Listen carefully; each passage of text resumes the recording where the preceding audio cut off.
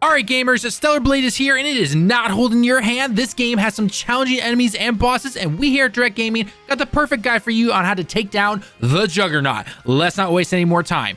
As with all our guides, we're going to cover the following: how to prep for the boss, including moves and skills that we brought to the boss fight, attacks and abilities that the boss was going to throw at you and how to deal with each one of them, and finally a full unedited run of the fight sped up a tad to show you how to use what you learned in the full fight. Alright, before you run through that door to go fight Mr. Juggernaut, I want to talk about some new skills that we finally have. The burst abilities. These were unlocked after beating the last boss, the Stalker. When you perfect dodge and parry, you actually fill up a brand new bar just like your beta moves. To perform these moves though, you're going to be using R1 and your face buttons instead of L1, so make sure you don't get them mixed up. These burst moves do take more though, so you got to make sure you use them carefully. This is of course unless you have gadgets to help you increase the speed up or have skill points to go further into upgrading that particular tree. Now, in order to get all four of these new abilities, you need to actually unlock them with skill points, and they only cost one each, which is not too bad. But I highly recommend for the first one that you get, Tempest. This is easily becoming one of my favorites to not only use against this particular boss fight,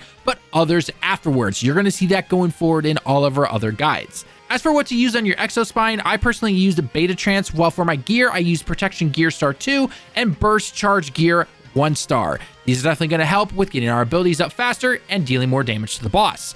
With all that being said though, it's time for the actual boss fight itself. Now when it comes to this particular boss fight, let's go over the moves the boss is going to throw at you and how to best avoid / counter them. Right away when the fight starts, you will see one of the boss's unblockable moves. It is a 3-hit combo where the boss will slam its hammer into the ground and send a shockwave at you. This is a good chance for you, however, though, to get at least one perfect dodge in so that you can get some burst energy ready for your new abilities. One thing I personally love doing when the boss goes in for an unblockable move or something that I can't personally handle yet is to go up to it and use Tempest right at its feet, because while you're doing this, you are actually invincible during this particular move. Not to mention that it does a ton of damage to the boss, assuming that his shield is completely down, or if the shield is still up, it will do a ton of damage to the shield, which is really nice. Now, while the normal hammer swings and slams might look intimidating, you can actually parry these normal moves. Just keep an eye out though for the blue glow like on all our enemies, and don't attack until you see your own sword glow blue to get behind the boss and do some good damage to it. Side note, if you stand too close to the boss though, it will actually shove you away. It does a little bit of damage, but just be careful.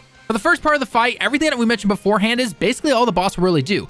However, when you get the boss down to about a third of its health, it will start to enter its rage mode, hence the yellow unblockable glow that you see. If you are too close to the boss though at this particular moment, try to dodge backwards as fast as possible because you will actually get hit with this attack. This is not a cutscene, so be careful here.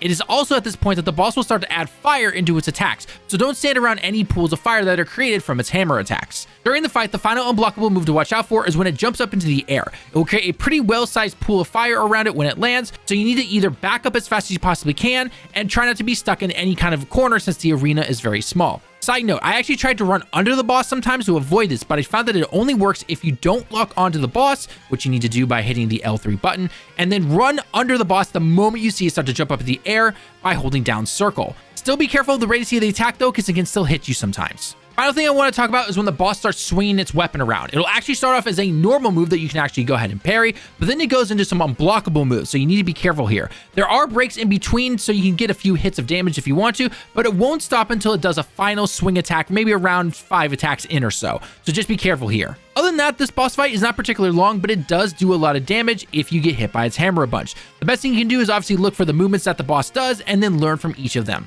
I will confess right now, I was trying to get cheeky near the end and I actually ended up dying and had to use my WB pump, which basically revives me once. I wanted to use more of my burst moves because they're the new toy that we get to play with right now, so can't blame me really. Other than that, keep up the attacks until you get the quick time event prompt and take the Juggernaut down. And damn, what a brutal takedown it is. I still highly recommend doing 2-hit standard combos followed by 1 to 2 heavy moves when you get the blue flash dodge to get behind the boss. But if you're in front of it, stick to your standard 3 to 4 hit combo when you're pairing the attacks. Now here's a full run of the boss fight sped up a tad to show you how to take the Juggernaut down. As always, learn the attacks and patterns. It's okay if it takes a couple of tries.